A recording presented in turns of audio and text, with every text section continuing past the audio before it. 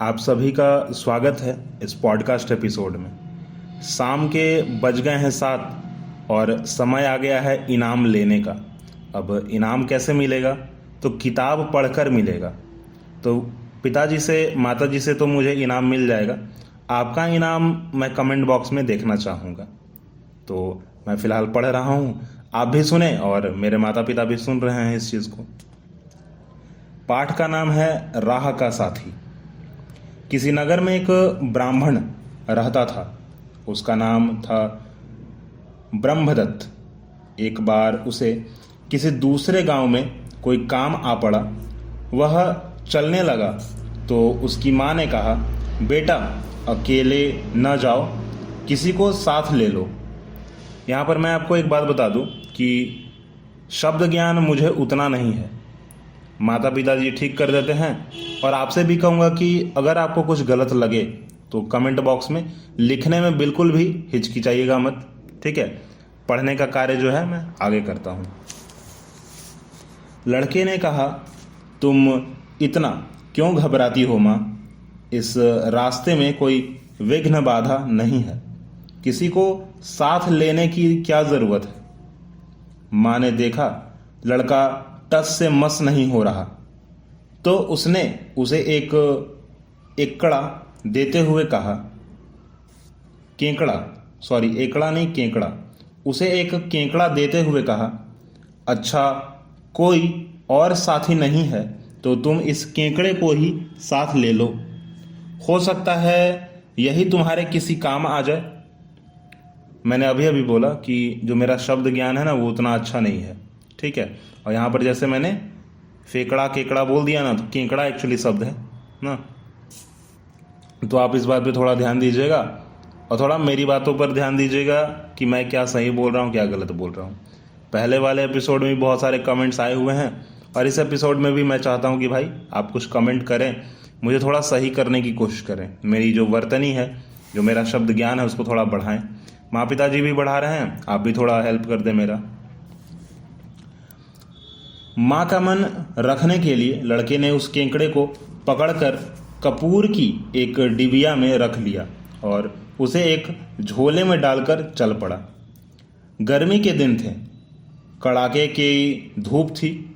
वह कुछ दूर जाने के बाद एक पेड़ के नीचे आराम करने को रुका और वहीं सो गया। इसी बीच उस पेड़ के कोटर से एक सांप निकला। एक सांप लिलका और रेंगता हुआ ब्राह्मण के पास चला आया।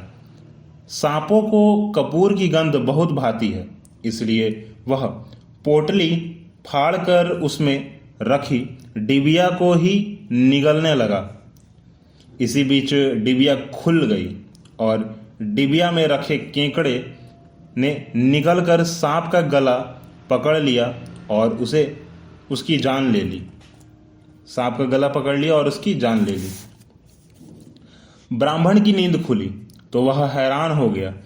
देखता क्या है कि कपूर की डिबिया पर सिर टिकाए सांप मरा पड़ा है। उसे समझते देर न लगी कि यह डिबिया में रखे केकड़े का ही काम है। अब उसे अपनी माँ की कही बात याद आ गई। अकेले कहीं नहीं जाना चाहिए, रास्ते के लिए कोई ना कोई साथी जरूर ढूंढ लेना चाहिए। उसने सोचा, मैंने अपनी माँ की बात मान ली सो ठीक ही किया। कहते हैं धनी लोगों पर विपदा आने पर उनका साथ कोई देता है और उनके दिन फिरने पर संपत्ति का भोग कोई करता है। उनके दिन फिरने पर संपत्ति का भोग कोई और करता है। चंद्रमा के पास जब एक भी कला नहीं रह जाती, चंद्रमा के पास जब एक भी कला नहीं रह जाती तो वह सूर्य की शरण में चला जाता है। पर कलाओं के पूरा होने के साथ सूर्य से दूर होता चला जाता है और पूर्णिमा के दिन समुद्र के साथ अटखेलियां करने लगता है। कहते हैं मंत्र साधना में, तीर्थ में, ब्राह्मण में, देवताओं में, ज्योतिषी में, दवा में और गुरु में जिसकी जैसी श्रद्धा होती है उसी के अनुसार उसे फल मिलता है। यह कहानी सुनने के बाद सुवर्ण सिद्धि भी अपने घर को वापस चल पड़ा और जैसे कि आप देख रहे हैं इसके साथ ही पंडित विष्णु में शर्मा का पांचवा तंत्र तो पूरा हुआ ही। राजकुमार भी राजनीतिक दावपेच में इतने धाकड़ हो गए कि अब वे बड़ों को पानी पिला सकते हैं। कहानी जो है यहीं पे समाप्त हो जाती है। अब इसकी थोड़ी सी जो है मूल बात मैं अपनी तरफ से कुछ कहना चाहता हूँ। इसमें दिखाया गया, आप सुने कि एक बच्चा जब घर से बाहर जा रहा होता है तो उसकी माँ कहती है कि भाई कोई तो साथी होना चाहिए, कोई तो साथी संगत आपके साथ होना चाहिए कि आप बाहर जा रहे हो। ठीक है, और क्यों होना चाहिए उसमें इस कहानी में एक रीज़न भी दे दिया गया। आपको भी यही सलाह दी जाती है मेरी तरफ से पर्सनली कि भाई आप भी जो है साथी संगत के साथ ही कहीं निकला करो, यह देख के निकला करो कि आप जिसके साथ हो वो सही व्यक्ति है या नहीं है। आज के समय में माँ के हिसाब से तो आपको अकेले कहीं निकलना ही नहीं चाहिए, अब मेरे हिसाब से भी कहीं अकेले नहीं निकलना चाहिए। ठीक है, परंतु आज के हिसाब से जिस साथी के साथ आप चल रहे हो, जिस संगत में आप हो, क्या वो संगत सही है या गलत, उसको भी थोड़ा आप ध्यान दें।